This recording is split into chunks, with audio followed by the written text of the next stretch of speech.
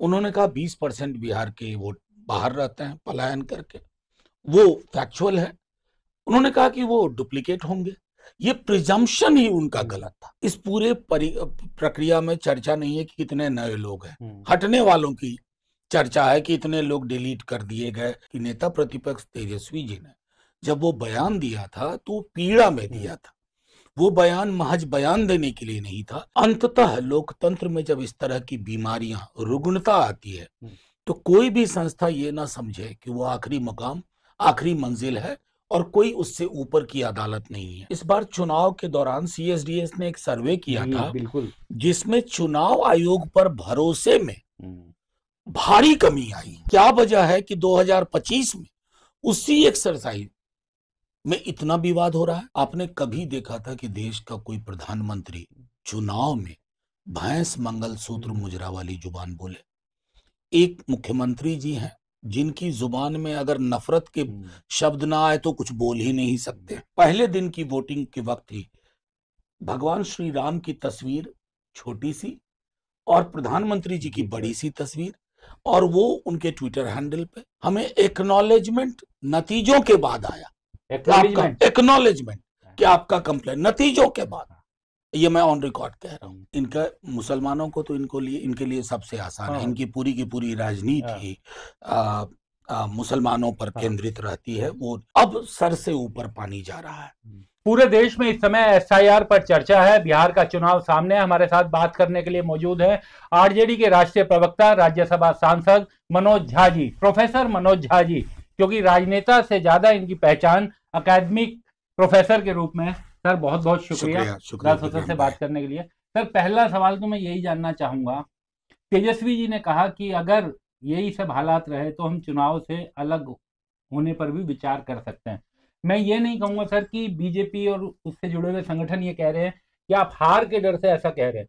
ये तो लोकतंत्र के लिए बहुत खतरनाक हो जाएगा सर। विपक्ष अगर चुनाव नहीं लड़ेगा तो ये तो इससे खराब कुछ नहीं हो सकता। देखिए, तेजस्वी जी ने जो बात कही है ना, उसको पूरे परिप्रेक्ष्य में अगर मैं रख दूं, 2 मिनट 3 मिनट का वक्त लूंगा। 24 जून को जब चुनाव आयोग ने ये निर्णय किया, अचानक रातों रात, और 25 से इसको करने का निर्णय किया। 25 जून से 25 जुलाई की अवधि रखी और फिर हम गए, चुनाव आयोग से मिले, पूरा डेलीगेशन गया था। और चुनाव आयोग की भाव भंगिमा में हमें हठधर्मिता दिखी। उन्होंने तय किया कि सिर्फ 11 ये दस्तावेज मान्य होंगे, और विडंबना ये है कि उन 11 दस्तावेजों में से अधिकांश के निर्माण में, उनकी प्राप्ति में आधार की बहुत बड़ी भूमिका है। और उससे महत्वपूर्ण ये है कि जब ये मुख्य चुनाव आयुक्त इन्होंने पदभार ग्रहण किया था तो कहा था कि मेरा कोई भी फैसला, आयोग का कोई भी फैसला बिना पॉलिटिकल पार्टीज के साथ बातचीत के नहीं होगा। और हमें बहुत खुशी हुई थी, इसमें कोई बातचीत किसी से नहीं हुई। किसी एक पार्टी से बातचीत हुई हो तो वो पार्टियों से बातचीत का पर्याय नहीं है। उसके बाद जब उनका व्यवहार देखा, हमने सोच देखी जिसमें पूर्वाग्रह दिखा। उन्होंने कहा 20% बिहार के वोट बाहर रहते हैं पलायन करके, वो फैक्चुअल है। उन्होंने कहा कि वो डुप्लीकेट होंगे, ये प्रिजम्पशन ही उनका गलत था।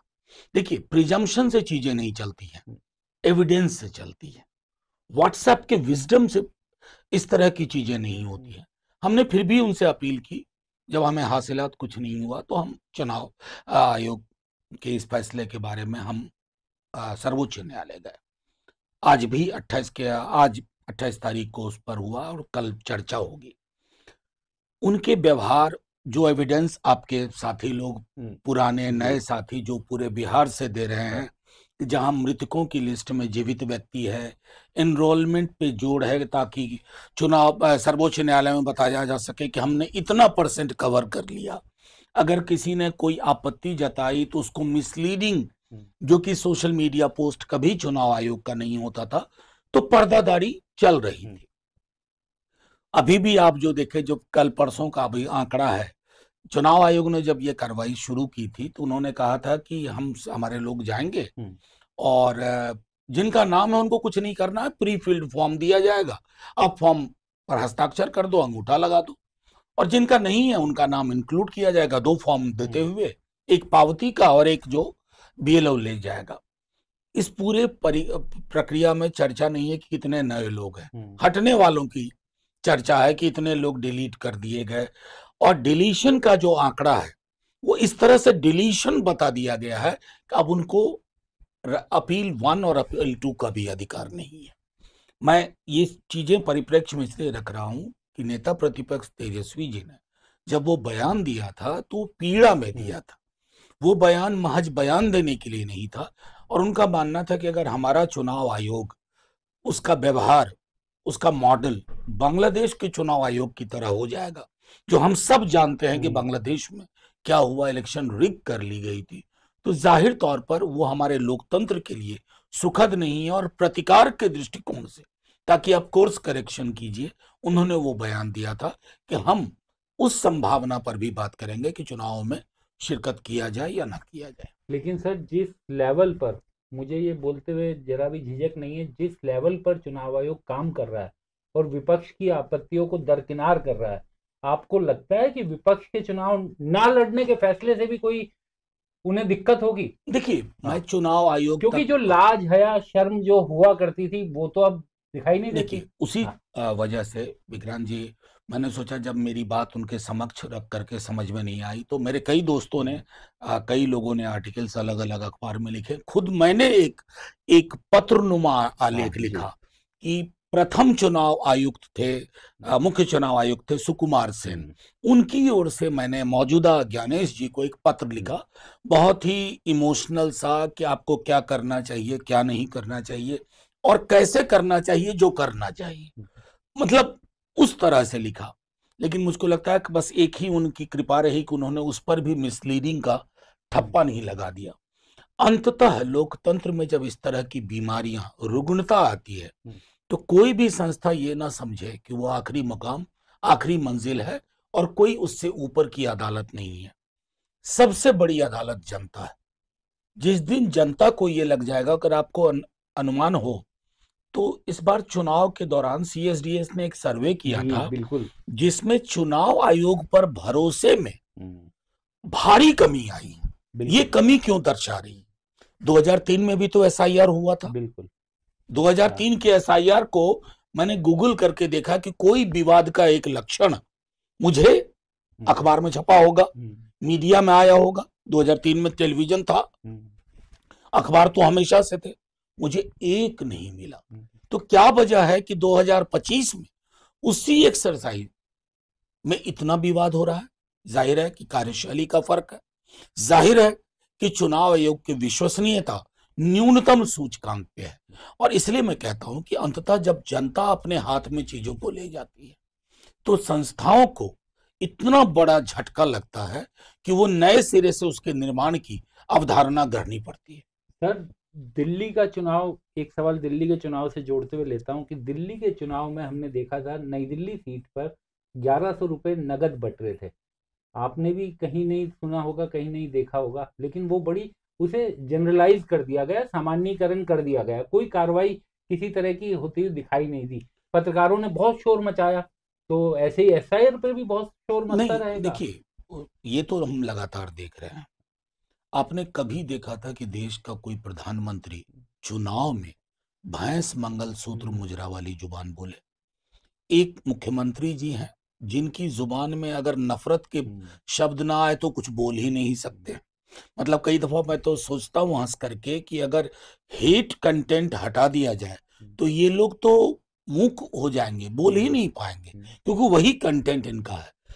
मुझे स्मरण है कि लोकसभा चुनाव के दौरान अपनी पार्टी से, चूंकि मैं देख रहा था, मैंने 60-62 कंप्लेन की थी। अब जैसे एक पहले दिन की वोटिंग के वक्त ही भगवान श्री राम की तस्वीर छोटी सी और प्रधानमंत्री जी की बड़ी सी तस्वीर, और वो उनके ट्विटर हैंडल पे उसी दिन, प्रथम चरण के दिन, और हमने कंप्लेन किया। हमें एक्नॉलेजमेंट नतीजों के बाद आया, एक्नॉलेजमेंट कि आपका कंप्लेन नतीजों के बाद, ये मैं ऑन रिकॉर्ड कह रहा हूं। तो ये पूरी की पूरी कार्यशैली जो है, ये आप सही कह रहे हैं कि दिल्ली के चुनाव में हमारे मित्र हैं आम आदमी पार्टी के संजय जी, उन्होंने मुझसे बताया कि एक मंत्री हैं अभी, उनके खुद के घर पे 100 से ज्यादा वोट थे। ऐसा कई जगह हुआ होगा। अभी अब देख लीजिए हालत, अभी आवास प्रमाण पत्र बिहार में संभवतः जो चल रहा है, खबर मीडिया में चल रही है कि कुत्ते के नाम पर आवास प्रमाण पत्र बन गया, और वो जाहिर है कि उसका वोटर आईडी कार्ड बनेगा, बनाना पड़ेगा। आवास है, सबसे बड़ा डॉक्यूमेंट है। आधार नहीं है उस कुत्ते के पास, लेकिन आवास प्रमाण पत्र है। तो ये सिस्टमिक एनोमलीज हैं, विसंगतियां हैं, प्रणालीगत विसंगतियां हैं, और ये अब सर से ऊपर पानी जा रहा है। इसलिए मैं कह रहा हूं कि जनता के मन में जब आ जाता है तो इस प्रकार की चीजें ठहरती नहीं है, कुछ ना कुछ बदलाव करना होगा। सर, एक सवाल मैं आपसे ये समझना चाहूंगा कि एसआईआर जो आपने अभी कुत्ते की बात की कि उसका जन्म प्रमाण पत्र, वो आवास प्रमाण पत्र बन गया, जो ये आवास प्रमाण पत्र है, इस तरह की छवि बनाई जा रही है बीजेपी और उसके सहयोगी दल और बाकी जो उनके सपोर्टर्स हैं उनके जरिए कि इसका असर मुसलमानों पर पड़ेगा। लेकिन जो मुझे लगता है, जो समझा पढ़ा लिखा थोड़ा बात की लोगों से, तो इसका सबसे ज्यादा असर अनुसूचित जाति, जनजाति, आदिवासी, दलित, गरीब, क्योंकि भूमिहीन सबसे ज्यादा वही हैं। तो क्या इसमें छोटा सा बस एक और चीज जोड़ रहा हूँ कि मुसलमानों का नाम लेकर असली निशाना कहीं और। देखिए, इनका मुसलमानों को तो इनके लिए सबसे आसान है। इनकी पूरी की पूरी राजनीति मुसलमानों पर केंद्रित रहती है। वो मूलतः इसमें गरीब मारा जाएगा, गरीब, दलित, पिछड़ा, अत्यंत पिछड़ा, अनुसूचित जाति, जनजाति और मुसलमान, माइग्रेंट लोग मारे जाएंगे, जो हमारी 3 करोड़ तकरीबन की आबादी बाहर है। अभी आज ही एक अखबार ने, बल्कि हिंदू अखबार ने बहुत अच्छी स्टोरी की है कि तकरीबन 75% माइग्रेंट जो हैं वो क्लूलेस हैं। उनकी एक बहुत छोटी आबादी ने कहा हम अपलोड कर पाए।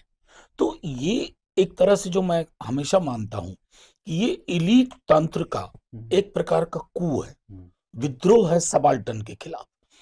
कहीं ना कहीं उनके मन में पीड़ा है कि ये जो समूह है, दलित, पिछड़ा, अत्यंत पिछड़ा, मुसलमान, ये समूह हमारा जो वर्चस्व था मध्यकालीन, उस वर्चस्व को इसने अनसेटल किया है। तो शायद ये नायाब तरीके ढूंढे जा रहे हैं कि कैसे उन्हें डिसइनफ्रेंचाइज किया जाए। मैं आपको बताऊं, प्रमाण पत्रों के मामले में बिहार सबसे डॉक्यूमेंट डेफिशिएंट स्टेट है। बिल्कुल। मतलब मान लीजिए मैं मध्यम वर्ग का हूं, मेरे बच्चे प्रमाण पत्र के लिए एक सूटकेस रखते हैं कि सर्टिफिकेट्स सारा उसमें। कितने घरों की हालत ये है जिनके बारे में हम बात कर रहे हैं, तो उनके पास कोई एक सेफ चीज हो जहां रक्षा है, उनके पास कोई ऐसी व्यवस्था हो कि ये प्रमाण पत्र ले भी पाए। आधार का पेनिट्रेशन फिर भी तमाम डॉक्यूमेंट के मुकाबले, अगर मेरी मेमोरी सही कह रही है तो 86-87%। मैट्रिकुलेशन, बर्थ सर्टिफिकेट, आवास प्रमाण पत्र, इसका सैचुरेशन 20, 22, 18, 14 इस प्रकार का है। यानी सब कुछ जानते समझते हुए आपने ये फैसला किया ताकि कोहराम मचा दें, इतनी हलचल मचा दें कि लोग लाचार हो जाएं। अच्छा, एक बात सर्वोच्च न्यायालय ने भी कही, आप अगर मान लो किसी को ग्रीवांस रिड्रेसल के लिए कहोगे, उसके पास वक्त ही नहीं है भैया। सितंबर के बाद अधिसूचना जारी होगी, चुनाव में लोग चले जाएंगे, आपने तो उसको डिसइनफ्रेंचाइज कर दिया एक झटके में। तो आजाद हिंदुस्तान में मुझको नहीं लगता है कि इस प्रकार की परियोजना के तहत, इट्स अ प्रोजेक्ट, परियोजना के तहत लोगों को बेदखल करने की योजना बन रही है। आपने एकदम सही कहा सर। मैं जो जातियों में फंस रहा था, समूहों में फंस रहा था, अमीर और गरीब, वही क्या संविधान ने तो जो सबसे बड़ा अधिकार दिया, अमीर और गरीब में हमने बहुत लाखों हजारों भेद बना दिए। लेकिन ये वोटिंग का राइट ऐसा अधिकार था कि अमीर आदमी भी एक ही वोट दे सकता है और गरीब आदमी भी एक ही वोट दे सकता है। तो गरीबों को, यानी इस सिस्टम से ही बाहर। विक्रांत जी, याद हो आप या हम जब पढ़ते थे, मुझे याद है स्कूल में जब पहली बार मैंने सुना था ना, 1 मैन 1 वोट 1 वैल्यू, मैं समझा नहीं इसके व्यापक मायने क्या है। जब क्रमशः कॉलेज में आया तब मैंने सोचा इससे बड़ा इक्वलाइजर एक झटके में हमारे संविधान ने, मतलब धन्यवाद देना चाहिए उस दौर के लोगों का, बाबा साहेब, नेहरू, गांधी, अंबेडकर, पटेल, सब ने मिलकर के जिन चीजों के लिए दुनिया को खून बहाना पड़ा, हमारे यहाँ बिना रक्तपात के एक झटके में मिला। 1 मैन 1 वोट 1 वैल्यू, जहां करोड़पति और एक व्यक्ति जो रिक्शा चला रहा है या कुछ नहीं कर रहा है जिंदगी में, दोनों का वोट बराबर है, किसी में कोई बढ़ोतरी नहीं है। इस चीज को मुझको लगता है कि शायद ये एक एलीट तंत्र को, प्रभु तंत्र को, प्रभु वर्ग को आज इतने वर्षों बाद ये नागवार गुजर रहा है, और ये सारी परिपाटी कार्यशैली जो हो रही है उसी दृष्टिकोण से। सर सिर्फ बिहार की बात नहीं, मैं दिल्ली में इन दिनों द स्वतंत्र की टीम कई जगह जा रही है, झुग्गी बस्तियों में। मैंने फॉलो किया है सर, शुक्रिया। आज हम गए, जो भूमिहीन कैंप उजाड़ा गया था, उसके लोगों, खबर आई हमारे पास कि वो लोग कालका जी में चुनाव आयोग के दफ्तर पर जा रहे हैं, उनको क्योंकि नोटिस आ गया है चुनाव आयोग से। अब उनसे कहा गया है कि आपकी तो झुग्गी यहाँ पे है नहीं, तो अब आप वोट कैसे, तो वो सब परेशान है कि अब हमारे वोट कट जाएंगे। तो क्या अब जिस तरीके के मजदूर क्या करेंगे, इनके गांव में तो वोट है नहीं सर, इन सब ने दिल्ली में बनवा लिया। मैं आपको बताऊं विक्रांत भाई, मैंने ज्ञानेश जी के पास जब हम लोग थे चीफ सी मैंने अपना उदाहरण दिया था उनको। मैंने कहा कि मैं 90 में आया यहाँ, और 94 में पढ़ाई खत्म होते ही मुझे नौकरी मिल गई जामिया मिलिया में। 2005 तक मैं दिल्ली का वोटर नहीं था, निवासी दिल्ली का था, वोटर बिहार का था। तब तक 2005 तक मैं हर चुनाव में कोशिश करता था मैं बिहार में ही रहूं। इस तरह से मैं अकेला नहीं हूं। देखिए, बिहार के लोगों का बिहार छोड़ने के बाद भी बिहार और बिहारियत से जो रिश्ता है ना, वो चुनाव आयोग अपनी इमारत में बैठ करके नहीं सोच सकता। छठ, दिवाली, ईद, बकरीद, अन्य त्योहार, और साथ में सबसे महत्वपूर्ण चुनाव, मुखिया के चुनाव में, सरपंच के चुनाव में लोग गांव जाते हैं। अब इस रिश्ते को तो कोई सोचेगा नहीं कि होशियारपुर में रह रहा है, वो डुप्लीकेट हो गया होगा। इसलिए मैंने शुरू में कहा कि प्रिजम्पशन में प्रेजुडिस है। आपकी जो पूर्व मान्यता है उसी में पूर्वाग्रह के लक्षण है, और इन लक्षणों के साथ आपसे हम ईमानदारी की हमने उम्मीद की थी, शायद हम ही गलत निकले। मनोज जी, मेरा जन्म हुआ था चांदनी चौक में, मेरे पिताजी 82 साल है, उनका भी जन्म चांदनी चौक में हुआ। मेरा वोट, मैं आज चांदनी चौक में नहीं रहता, लेकिन मेरा वोट आज भी चांदनी चौक में ही है, क्योंकि अपने मोहल्ले से एक लगाव तो होता ही है। और जब भी वहां वोट डालने जाते हैं तो लगता है कि अपने मोहल्ले में 4 आदमियों से मिलना। तो मैं इतना पास रह करके भी अपना वोट शिफ्ट नहीं करवा रहा, तो बिहार के निवासी कैसे? अच्छा, एक और चीज मैं आपको बताऊं, हमारे बड़े बड़े लोग नहीं समझते हैं, प्रधानमंत्री हों, चुनाव आयोग हों, न्यायालय को भी कहूं, घर वही होता है जहां से छोड़ के आप निकलते हैं, बाकी जो कुछ होता है वो डेरा होता है। तो घर और डेरे का फर्क भी समझना जरूरी है। एक एवरेज बिहारी के लिए होशियारपुर में रहे, सूरत में रहे, घर का मतलब होता है किशनगंज का घर, अररिया का घर, समस्तीपुर का घर, बाकी जो कुछ है वो टेम्पररी है। कई लोग बस जाते हैं, लेकिन उनका बसना भी वहां उजड़ करके नहीं होता है, उसके साथ कहीं नई जगह पर बसना होता है। गांव से सब रिश्ते टूट जाते हैं, तब भी पूछा जाता है कहाँ से हो, तो पहला बिल्कुल पहला जवाब वही होता है। सर, लेकिन सुप्रीम कोर्ट में आज हियरिंग थी, कोर्ट ने फिर से सुझाव दिया कि भाई आधार और इन सब चीजों के बारे में सोचो, लेकिन अभी तक स्टे तो कोई लगाया नहीं। बहुत ईमानदारी से पूछ रहा हूँ, कितने आशान्वित हैं, क्या इसका रास्ता कहाँ से निकलेगा? देखिए, मैं बहुत आशान्वित हूँ, मैं कल का भी इंतजार करूंगा, और मुझको लगता है कि सुप्रीम कोर्ट भी ये समझेंगे कि इनको दिशा निर्देश वो दे रहे हैं ना, डायरेक्शन दे रहे हैं।